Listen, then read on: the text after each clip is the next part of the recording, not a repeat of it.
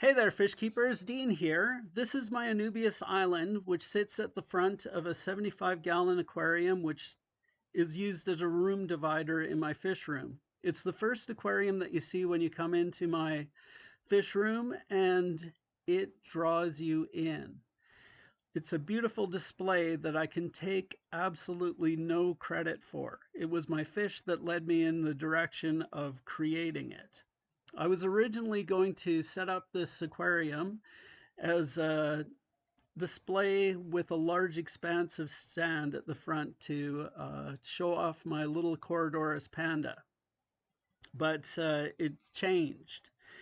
And the reason it changed was that I had to collect the Corydoras panda out of my oldest continuous setup, which is an Anubias factory.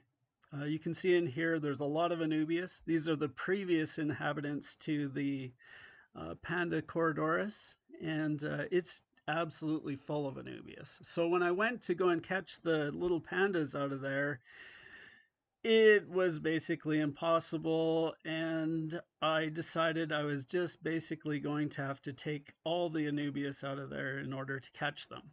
My buddy Neil was over, and he was helping me, and we started taking Anubias out of this tank, and there was way more in there than I even imagined. But we did manage to catch the little Corys, and then I had all this Anubias that I needed to deal with.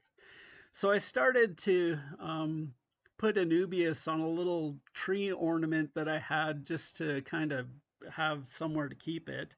And I was going to put it into a different tank and it didn't fit. So I put it into the 75-gallon, and right away my Fricatus blue eyes were all over it. They loved it. And I didn't want it in there. It didn't look good. But the little Fricatus loved it. And I thought to myself, what would Takashi Amano do? Well, he'd probably restart my whole tank and do something really fantastic. But I think he would also listen to the fish too, and maybe just leave it in there. I know that more modern influencers like Corey or LRB, that's what they would do. Just leave it there. So I did. And it looked terrible. But the little Corydoras panda loved it. You can see that the leaves are going in every which direction. The roots are, all over the place. But the little pandacories, they don't care. They snuffle around on the sand, and they would go underneath it when they got spooked a little bit and then go immediately right back out onto the sand. So the cories liked it, the Fricatus liked it. I was like, whatever, it doesn't look good, but I'll just keep it in there. And then I had to go to the next level of making my tank not look good by gluing Anubias to rocks and throwing them in there. It just become a depository for plants now. Now that it wasn't going to be a fancy scape, I was just going to utilize it as a place to grow plants.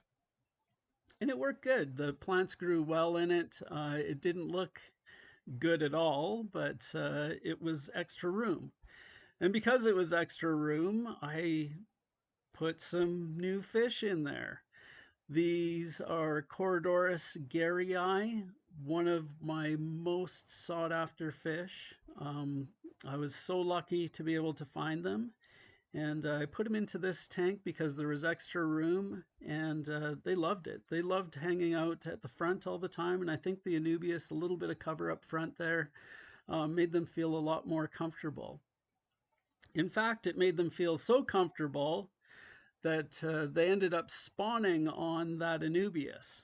So the fish know a whole heck of a lot more than I do about what makes a good aquascape. And now, though, it's been about a year since I set up that Anubias in the front, and it looks really great. And it doesn't shade so much that I can't put other plants around it. So here I've got some Crypt Spiralis Tiger Red, some Silver Queen Crypt, Lagonandra maboldi. It doesn't shade things out so much, and I can grow extra plants along the side of it. The other thing that's really cool is the giant hairgrass that I just happen to have put it in the back of the tank, but I think it really kind of frames the Anubias really well. And it's doing quite well in that tank. I've never kept hairgrass before, but I like it for framing things. It looks really cool. But the real benefactor of this Anubias island, not only the fish like it, but my shrimp also love it. They're always in the Anubias hanging out, and whenever I feed them in the morning, it's like a little Christmas tree lights up, and there's all these little red shrimp on there. And if you're looking really close, the roots all go down to the substrate. And in there, you'll see tons of little baby neos hanging out, and they just slowly kind of creeping out onto the sand to get a little bit of food. It's a really cool thing to watch. And I think that the Anubias has made quite an impact on the tank by providing comfort in an area, an open expanse. So I really am quite happy that I listened to my fish because it provided a really cool kind of an aquascape that's utilized by the inhabitants a lot. But it's not the first time that I listened to my fish. Um, I have a 37-gallon corner aquarium that I would set up as a kind of a slope of Anubias from about halfway in the tank all the way to the back. And I thought that it looked really good, and it did. So good that I had somebody over who is buying Anubias, and they wanted, of course, the biggest, nicest piece right in the middle. I took it out, and it made a bit of a cave. And at first, I was like, I'll just throw some more Anubias in there. And then I started watching the fish, and they totally utilized that cave. They really loved it, and I think it just provided a lot more comfort to the green neons, cardinals, and black phantoms that were in there. It gave them a place to hide easily, and they really like to hang right on the edge of the darkness, which is really cool. It also shows their colors a lot better too.